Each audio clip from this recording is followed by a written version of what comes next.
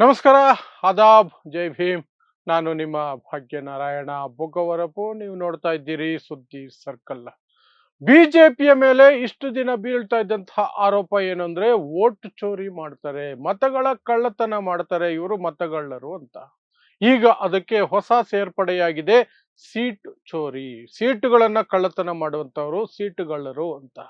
ಯಾಕೆಂದ್ರೆ ಮಧ್ಯಪ್ರದೇಶದಲ್ಲಿ ರಾಜ್ಯಸಭೆಗೆ ನಡೆಯುವಂತಹ ಚುನಾವಣೆಯಲ್ಲಿ, ಮಧ್ಯಪ್ರದೇಶ ವಿಧಾನಸಭೆಯಿಂದ ಹೋಗುವ ರಾಜ್ಯಸಭಾ ಮೆಂಬರ್ಗೆ ಕಾಂಗ್ರೆಸ್ಸಿನ ಅಭ್ಯರ್ಥಿಯ ನಾಮಪತ್ರವನ್ನೇ ತಿರಸ್ಕರಿಸಿ ಅಲ್ಲಿ ಸ್ಪರ್ಧೆನೇ ಇಲ್ಲದಂಗೆ ಮಾಡಿಬಿಟ್ರು. ಅಲ್ಲಿಗೆ ಬಿಜೆಪಿ ಅಭ್ಯರ್ಥಿ ಗೆಲುವನ್ನ 100ಕ್ಕೆ 100 ಕನ್ಫರ್ಮ್ ಮಾಡಿಬಿಡ್ತು ಎಲೆಕ್ಷನ್ ಕಮಿಷನ್. ಸೊ ಏನಿದು ಪ್ರಕರಣ, ಇದಕ್ಕೂ ತೆಲಂಗಾಣಗೂ ಏನು ಸಂಬಂಧ, ಮತ್ತು ಈ ಪ್ರಕರಣದಲ್ಲಿ ಕಾಂಗ್ರೆಸ್ನಲ್ಲಿಯೇ ಕೆಲವರು ಕಾಂಗ್ರೆಸ್ ಬೆನ್ನಿಗೆ ಚೂರಿ ಹಾಕಿದ್ರ ಬಿಜೆಪಿ ಜೊತೆ ಸೇರ್ಕೊಂಡು, ಸಾಕಷ್ಟು ವಿಚಾರಗಳಿದಾವೆ. ಎಲ್ಲವನ್ನು ವಿವರಿಸುವಂತ ಪ್ರಯತ್ನವನ್ನು ಮಾಡ್ತೀನಿ. ಸೊ ನಿಮ್ಗೆಲ್ಲ ಗೊತ್ತಿದೆ, ಇಡೀ ದೇಶದಲ್ಲಿ ರಾಜ್ಯಸಭಾ ಚುನಾವಣೆಗಳು ನಡೀತಾ ಇದೆ, ಕರ್ನಾಟಕದಲ್ಲೂ ನಡೀತಾ, ಇಲ್ಲಿಂದಲೂ ಸಹ ಹೋಗ್ತಾರೆ, ಅಲ್ಲಲ್ಲಿನ ವಿಧಾನಸಭೆಗಳಲ್ಲಿಂದ ಆಯ್ಕೆ ಮಾಡಿ ಕಳಿಸ್ತಾರೆ. ಸೊ ಮಧ್ಯಪ್ರದೇಶದಲ್ಲಿ 3 ಸೀಟ್ ಇದೆ. 3 ಸೀಟಲ್ಲಿ ಕಾಂಗ್ರೆಸ್ಸಿಗೆ 1 ಗೆಲ್ಲುವಂತಹ ನಂಬರ್ಸ್ ಇದಾವೆ, ಬಿಜೆಪಿಗೆ 2 ಗೆಲ್ಲುವಂತಹ ನಂಬರ್ಸ್ ಇದಾವೆ. ಸೊ ಕಾಂಗ್ರೆಸ್ಸಿನ 1 ಸೀಟಿಗಾಗಿ ಒಂದು ಅಭ್ಯರ್ಥಿಯನ್ನ ಹಾಕಿದ್ರು. ಅವರ ಹೆಸರು ಮೀನಾಕ್ಷಿ ನಟರಾಜನ್ ಅನ್ನುವಂಥವರು. ಅವರು ಮೂಲತಃ ತೆಲಂಗಾಣದವರು, ಮಧ್ಯಪ್ರದೇಶದಿಂದ ಆಯ್ಕೆ. ಏನು ಮಾಡೋಕ್ಕಾಗಲ್ಲ, ಇಲ್ಲಿ ರಾಷ್ಟ್ರೀಯ ಪಕ್ಷಗಳು ಬೇರೆ ರಾಜ್ಯದಿಂದ ತಂದು ಇನ್ನೊಂದು ರಾಜ್ಯದಿಂದ ಆಯ್ಕೆ ಮಾಡಿ ರಾಜ್ಯಸಭೆಗೆ ಕಳಿಸುವಂತಹ ರೋಗ ಎಲ್ಲ ಕಡೆ ಇದೆ. ಕರ್ನಾಟಕದ್ದು ಅದೇ ಬಾಳು. ಕರ್ನಾಟಕದ ಕಾಂಗ್ರೆಸ್ ಕ್ಯಾಂಡಿಡೇಟ್ ಸಹ ಕರ್ನಾಟಕದವರಲ್ವಲ್ಲ, ಅಲ್ವಲ್ಲ. ಪವನ್ ಖೇರ ಯಾರು? ಉತ್ತರ ಭಾರತದ ವ್ಯಕ್ತಿ.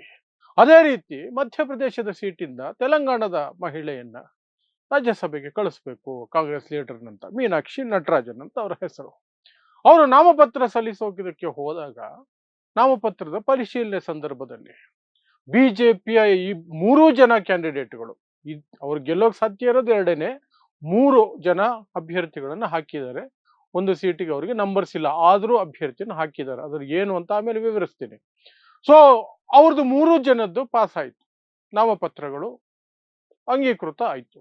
ಆ ನಂತರ ಮೀನಾಕ್ಷಿ ನಟರಾಜನ್ ಅವರು ಹೋದ್ರು. ಅವರ ನಾಮಪತ್ರವನ್ನ ಪರಿಶೀಲನೆ ಮಾಡಿ ನಾಮಪತ್ರವನ್ನ ತಿರಸ್ಕರಿಸಲಾಗಿದೆ ಅಂತ ಹೇಳಿದ್ರು. ಕಾರಣ, ನಿಮ್ಮ ಮೇಲಿರುವಂತಹ ಒಂದು ಪ್ರಕರಣದ ಕುರಿತಾಗಿ ಈ ನಾಮಪತ್ರದಲ್ಲಿ ವಿವರವನ್ನು ಕೊಟ್ಟಿಲ್ಲ, ನೀವು ಏನೋ ಮುಚ್ಚಿಟ್ಟಿದ್ದೀರಿ ಅನ್ನೋ ಆರೋಪ ಮಾಡಿ ನಾಮಪತ್ರವನ್ನ ತಿರಸ್ಕಾರ ಮಾಡಿದ್ರು. ತಕ್ಷಣ ಮೀನಾಕ್ಷಿ ನಟರಾಜನ್ ಅವರು ಕಾಂಗ್ರೆಸ್ನ ಹಿರಿಯ ನಾಯಕರಿಗೆಲ್ಲ ಫೋನ್ ಮಾಡಿದ್ರು. ಅಲ್ಲಿದ್ದಂತಹ ಸ್ಥಳೀಯರು, ದೊಡ್ಡ ನಾಯಕರೇ ಬಂದು ಅಲ್ಲಿ ಪ್ರತಿಭಟನೆ ಮಾಡೋದಕ್ಕೆ ಶುರು ಮಾಡಿದ್ರು, ಎಲ್ಲ ಮಾಡಿದ್ರು. ಸೊ ಈಗ ನಿಮ್ಗೆ ಅನ್ಸಿರಬಹುದು, ಪ್ರಕರಣ ಮುಚ್ಚಿಟ್ಟಿದ್ದಾರೆ, ಹಾಗಾಗಿ ಹೋಯ್ತು, ಏನು ಅದ್ರಲ್ಲಿ ತಪ್ಪೇನಿದೆ, ರಿಟರ್ನಿಂಗ್ ಆಫೀಸರ್ ಮಾಡಿದ್ದು ಸರಿ ಇದೆಯಲ್ಲ ಅಂತ ನಿಮ್ಗೆ ಅನ್ಸಿರಬಹುದು.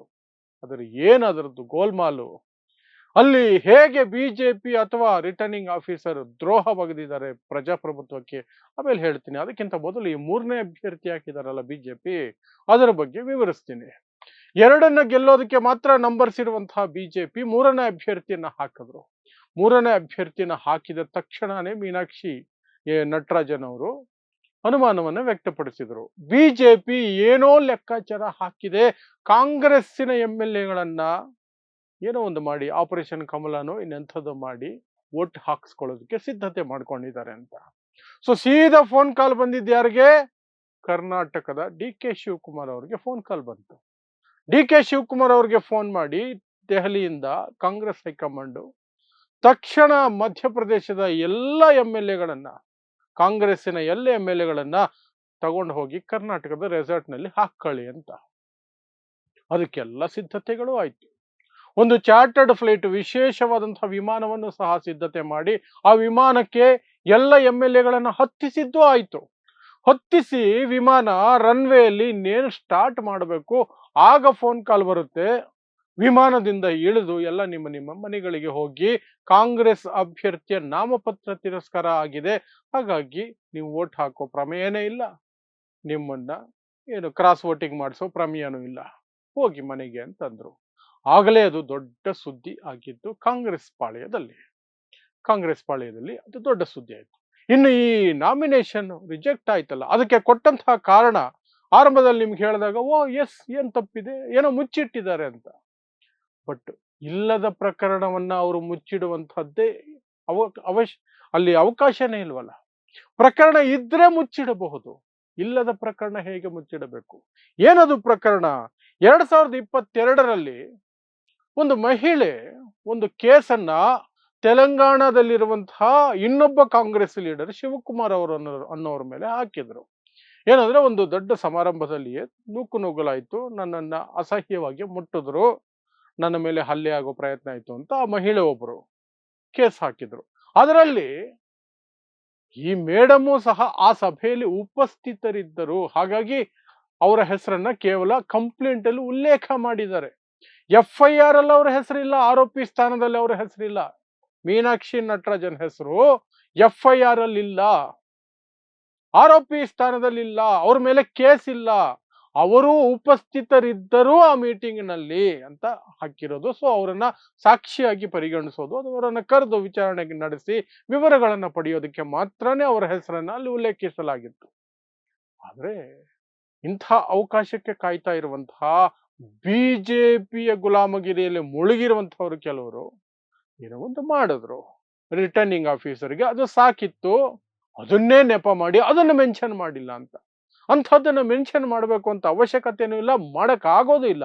ಆ ತರ ನೂರಾರು ಕೇಸ್ ಇರ್ತವೆ. ಸಾಕ್ಷಿ ಅಂತಲೋ ಆ ಸಭೆಯಲ್ಲಿ ಇದ್ರು ಅಂತಲೋ ಏನೋ FIR ಇದೆಯಾ, ಅವರು ಆರೋಪಿನ, ಆಗ ಮಾತ್ರ ಮೆನ್ಷನ್ ಮಾಡೋದಕ್ಕೆ ನೆನಪಿರುತ್ತೆ ನನ್ನ ಮೇಲೆ ಇಂತಹ ಕೇಸ್ ಇದೆ ಅಂತ.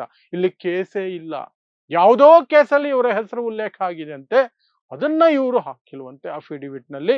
ಹಾಗಾಗಿ ಅವರ ನಾಮಪತ್ರ ತಿರಸ್ಕೃತ.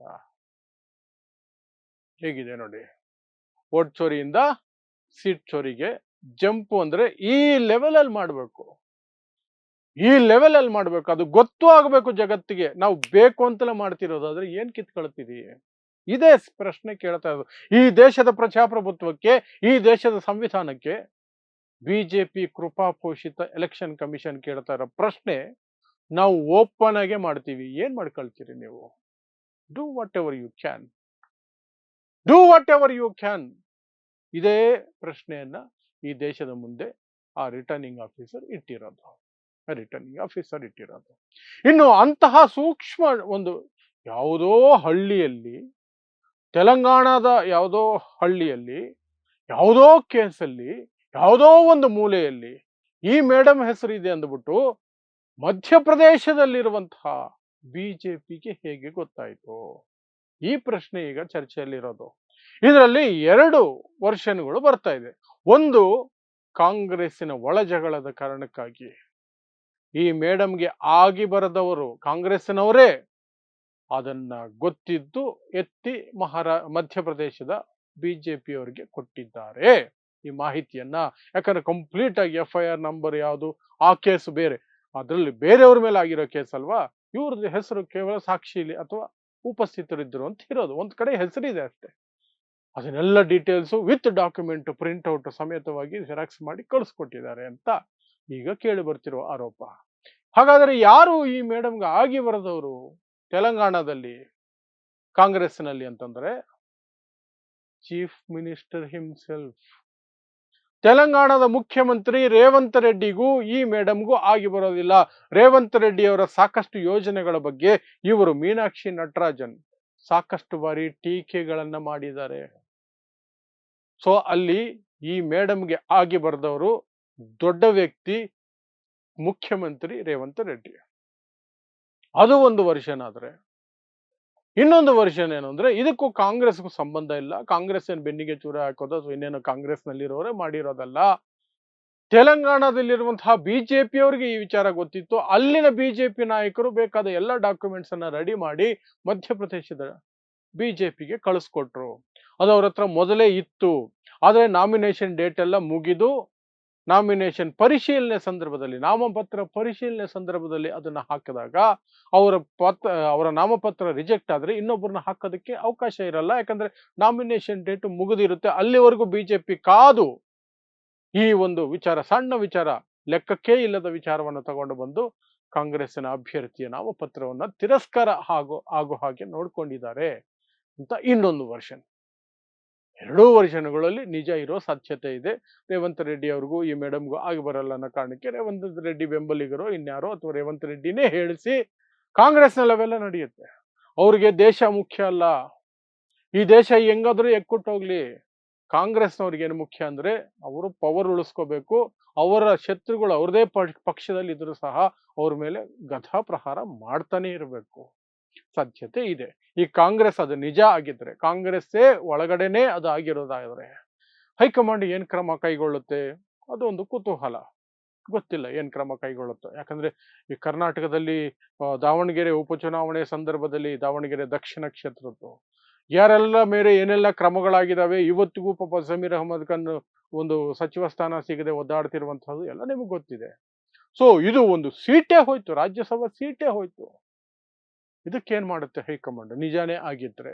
ಗೊತ್ತಿಲ್ಲ. ಅದೆಲ್ಲ ಮುಂದಕ್ಕೆ ಹೋಗಿ ನೋಡ್ಬೇಕಾಗತ್ತೆ.